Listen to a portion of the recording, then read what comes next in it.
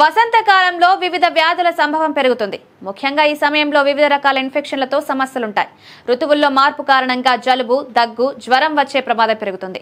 ఈ సమయంలో శరీరాన్ని ఆరోగ్యంగా ఉంచడానికి, శరీర రోగనిరోధక శక్తిని పెంచడానికి సాజన్ పువ్వులు చాలా ముఖ్యమైనవి. ఇందులో ప్రోటీన్, విటమిన్లు, ఖనిజాలు, యాంటీ ఆక్సిడెంట్లు ఉంటాయి.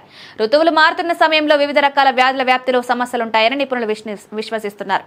ఈ సీజన్ మారుతున్నప్పుడు జ్వరం, జలుబు సాధారణ సమస్యలు.